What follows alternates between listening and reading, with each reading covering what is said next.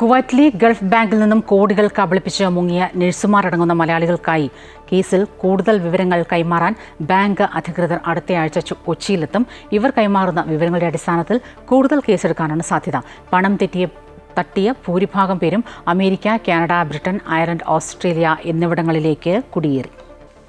Gulf Bank കുവൈത്തിന്റെ deputy general മാനേജറായ മുഹമ്മദ് അബ്ദുൽ വസി കഴിഞ്ഞ നവംബർ 5 കേരളത്തിൽ എത്തിയതോടെയാണ് വൻ ബാങ്ക് തട്ടിപ്പ് പുറത്തു വന്നത്.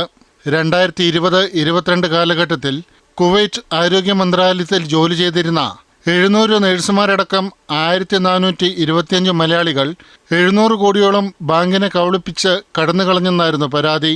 സംസ്ഥാന പോലീസ് ഉന്നതരെ വന്നുകണ്ട ബാങ്ക് അധികൃതർ ഇവരെ കണ്ടെത്തി കേസെടുക്കണമെന്നാവശ്യപ്പെട്ടു. തുടർന്ന് നടത്തിയ അന്വേഷണത്തിലാണ് കേസെടുത്തത്.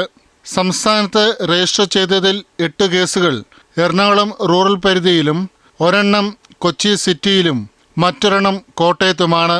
60 ലക്ഷം മുതൽ 2 കോടി രൂപ വരെയാണ് ഓരോരുത്തരും കുവൈത്തിലെ സാലറി സർട്ടിഫിക്കറ്റ് കാണിച്ച് ലോൺ എടുത്തത്.